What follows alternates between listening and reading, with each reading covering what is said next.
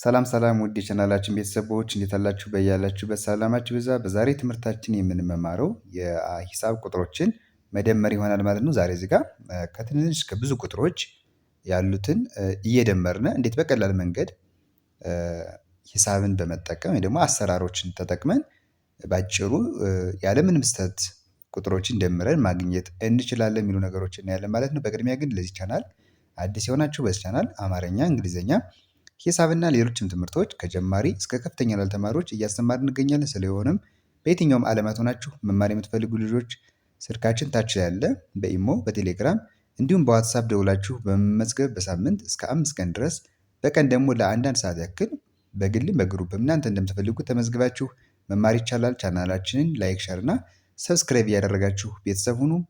አሁን ቀጥታ ወደ ትምህርታችን እንገባለን። እሺ እንደዚህ የምታዩቸው እንግዲህ ቁጥሮች ናቸው። ከዚህ ጋር 46 ሲደመር 90፣ 98 ሲደመር 87፣ 650 ሲደመር 458 እያለ በአጠቃላይ በመደመር ነው ዛሬ ይዤላችሁ የመጣች ምልክት የመደመር ምልክት ነች። ለምሳሌ እዚህ ጋር 46 ሲደመር 90 ሲል ምን ማለት ነው? እነዚህ ሁለቱ ነገሮችን በአንድ ላይ ማድረግ። ለምሳሌ አሁን ብር ብላችሁ ብታስቡ 46 ብር አለ፣ 90 ብር አለ። ሁለቱ በአንድ ላይ ስንት ብር ይሆናል እንደማለት ነው። መደመር ማለት እንደዚያ ነው። አሁን ከዚህ ጋር 650 ሲደመር 458 ይላል። አሁን እናንተ በቀላሉ እንዲገባችሁ በብር ብታስቡት ይህንም 650 ብር አለ፣ ሌላ ደግሞ 458 ብር ቢኖር ሁለቱ በአንድ ላይ ስንት ብር ይሆናል? ይህ ምን ይባላል? መደመር። እንደዚህ አይነት ስሌት መደመር ብለን እናስባለን ማለት ነው። ስለዚህ አሁን ይህንን እንዲሁ ጭንቅላታችን ተጠቅመን እንዲሁ በማሰብ ብቻ ዝም ብለን ልናገኘው እንችላለን፣ ግን ስህተት ልንሰራ እንችላለን እዚያ ሲሆን።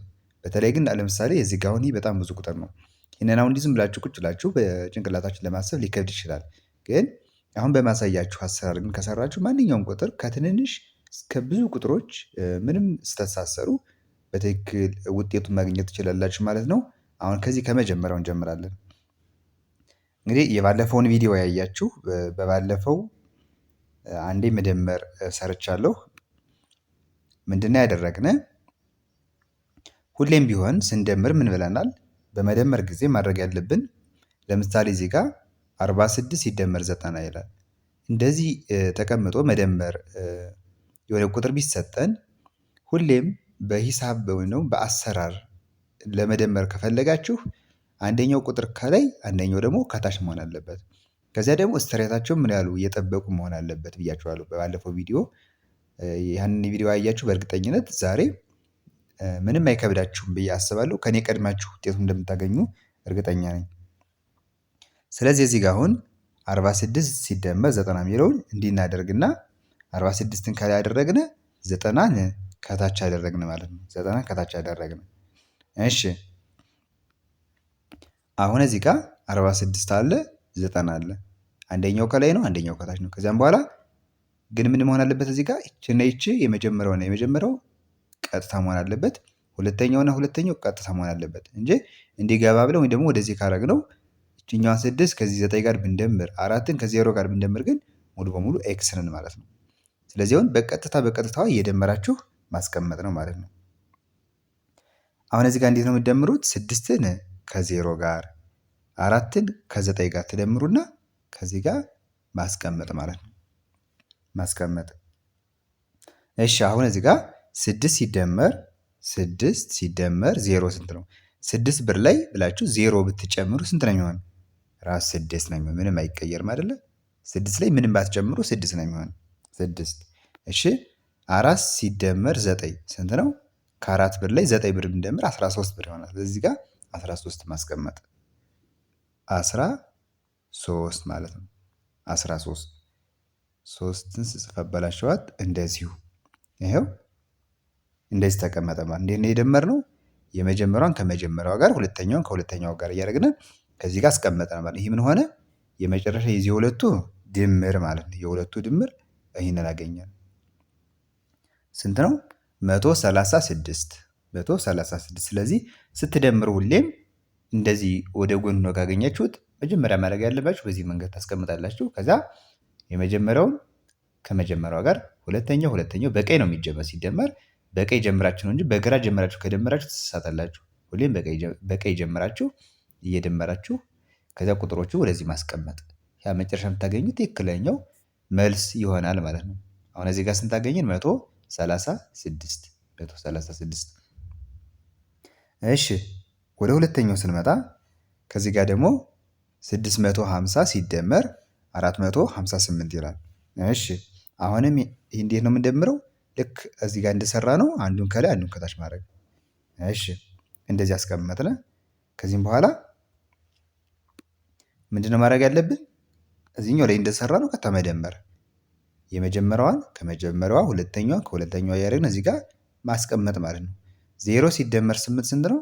0 ሲደመር 8 ዜሮ ማለት ምንም ነው። ምንም ብላችሁ አስቡት። ምንም የሌለን 8 የሆነ ነገር ብንጨምርበት 8 ሆነ አይደለ? ለምሳሌ ከምንም ተነስተን የሆነ 8 ብር የሆነ ነገር ብናገኝ 8 ብር ነው የሚሆን እንጂ ከዚያ ወይም አያንስም አይበልጥም ማለት ነው። ስለዚህ 0 ሲደመር 8 ስንት ነው? 8። እሺ 5 ሲደመር 5 ስንት ነው? 5 ሲደመር 5 10። አሁን ከዚህ ጋር 10 እንዳለ አንጽፍም። ለምንድን ነው የማንጽፈው?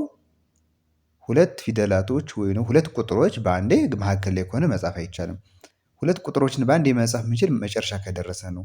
ለምሳሌ እዚህ ከታስታውሱ ከሆነ 4 ሲደመር 9 13 ብለናል አይደለ? እንደዚህ ከሆነ ግን መጨረሻ እናስቀምጣለን። ግን ከዚህ ጋር እነዚህ ሁለቱ ቁጥሮች ተደምረው ባለ ሁለት ዲጂት ከሆኑ አንዷን እነዚህ ጋር እናስቀምጠን አንደኛዋን ቀሪ እንላለን ማለት ነው። አንደኛዋን ቀሪ እንላለን። ስለዚህ አሁን 5 ሲደመር 5 10 መጣልኝ። 10 ሲመጣ 10 ማለት 1 እና 0 አለች። 10 ማለት 1 እና 0 ነች። 1 እና 0 በዚህ በቀኝ ያለችዋን እዚህ ጋር አስቀምጣለሁ። ይችኛዋ ቀሪ ብዬ ቆያለሁ ማለት ነው። ስለዚህ ይችኛዋ ቀሪ ሆና ትቆይ።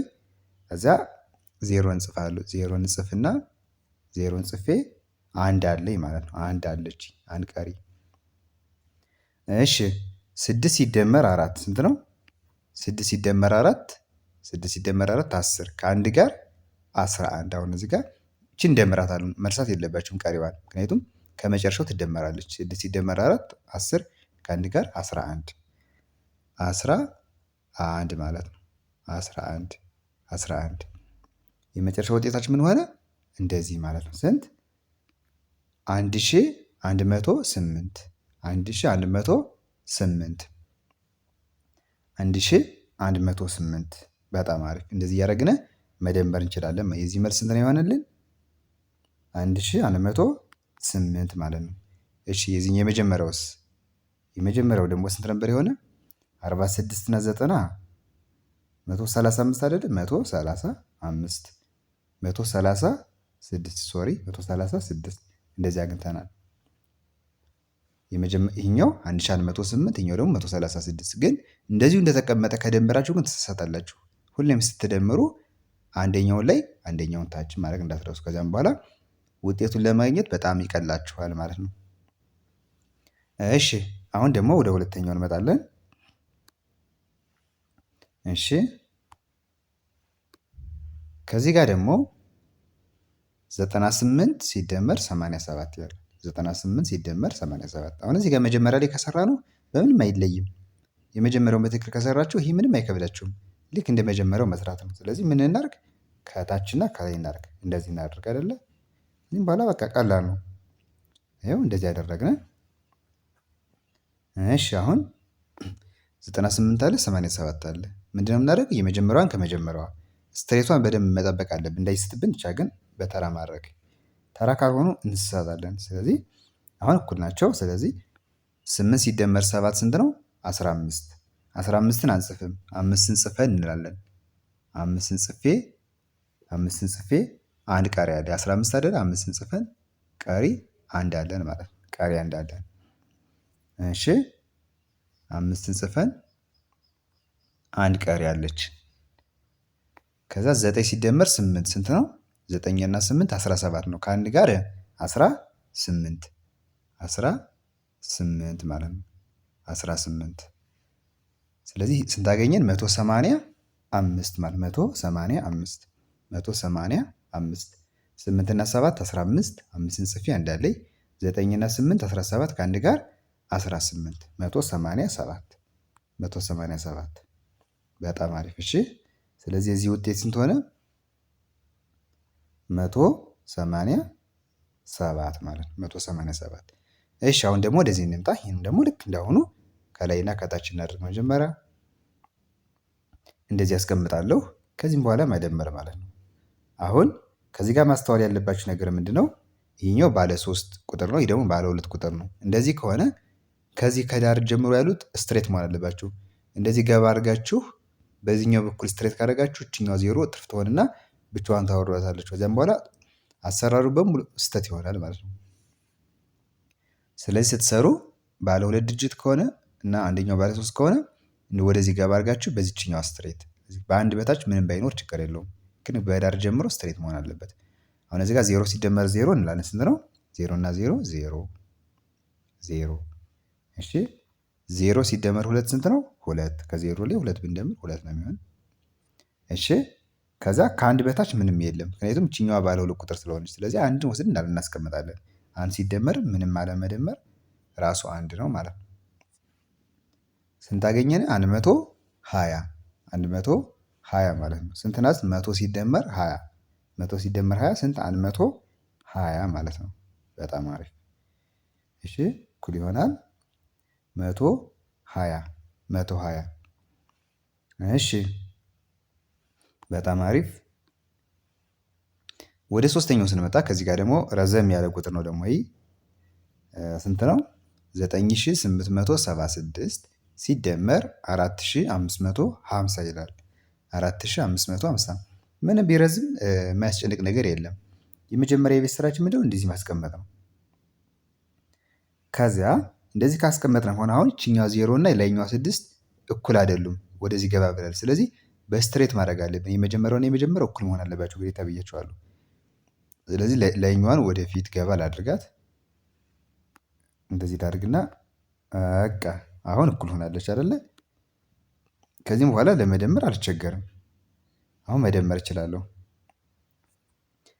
ይችና ይች እኩል ስትሬት ናቸው። እንደዚህ በስትሬት አሁን ሆነውልኛል። ስለዚህ 6 ሲደመር 0 እላለሁ። ስንት ነው? 6 ሲደመር 0 6 6። እሺ 7 ሲደመር 5 12 12።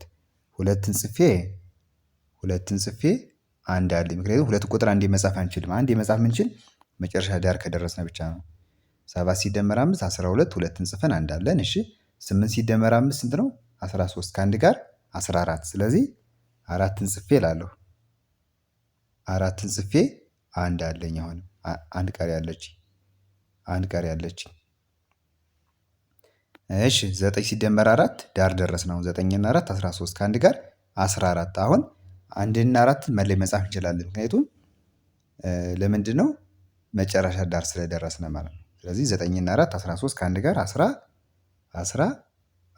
ማለት ነው። 14 ስንት አገኘን? 14426 ማለት ነው። 14426 እንዴት ነው የደመርነ? የመጀመሪያዋን ከመጀመሪያ፣ ሁለተኛዋን ከሁለተኛ፣ ሶስተኛ ከሶስተኛ፣ አራተኛ ከአራተኛ እያደረግን ባለ 2 ዲጂት ሲሆን አንዷን ጽፈን አንዷን ቀሪ ብለን ከቀጣዮች ጋር እየደመርነ መሄድ ማለት ነው።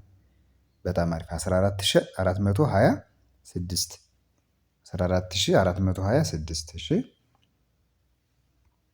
ስንት መጣልን? 14426 ማለት ነው። እንደዚህ አገኘን። ስንትና ስንት? 9876 ሲደመር 4550 14426። እሺ ወደዚህ እንምጣ። ከዚህ ጋር ደግሞ ስንት ይላል? 4690 ሲደመር 1000 4690 ሲደመር 1000። እሺ እንደዚህ ከሆነ አሁን መጀመሪያ 1000ን ከታች እናደርጋለን ማለት ነው። ምንም ያስጨንቀን ነገር የለም። ስለዚህ 1000ን በታች እስከ መደመሩ አብሬ ልውሰዳት። እንደዚህ አድርጌ አስቀምጣለሁ። አሁን የላይኛውን ደግሞ ትንሽ ወደፊት ገባ፣ በ1000 ስትሬት ይሁን። በቃ አሁን እኩል ሆነውልናል። ከዚህም በኋላ መደመር ምንም አልቸገርም ማለት ነው። እሺ 4690 ሲደመር 1000 0 ሲደመር 0 አይደል? የመጀመሪያውን ከመጀመሪያ 0 ሲደመር 0 ስንት ነው? 0። መቼም 0 እና 0 ተደምረው ምንም አይሰጡንም፣ 0 ነው። እሺ እዚያ 9 ሲደመር 0 ስንት ነው? 9 9። 6 ሲደመር 0 6 6 4 ሲደመር 1 5። አሁን ቀሪም የለም ምክንያቱም ባለ 2 ዲጂት አላገኘንም። 5 ስንት መጣ? 5690። 0 ሲደመር 0 0 6 ሲደመር 9 ሲደመር 0 9 6 ሲደመር 0 6 4 ሲደመር 1 5 5690 5690 ማለት ነው። እሺ እኩል ይሆናል ብለን እናስቀምጥ። ስንት ነው የመጣልን? 5690 ማለት ነው። እንደዛ አገኘን 5690። ይሄ የመጨረሻ ውጤታችን ሆነ ማለት ነው። 5690። እሺ በጣም አሪፍ። ወደ ቀጣዩ እንምጣ። ከዚህ ጋር ደርሰናል። ከዚህ ጋር ደግሞ አሁን ደግሞ ትንሽ ረዘም ያለ ቁጥር ነው። ስንት ነው የሚለው?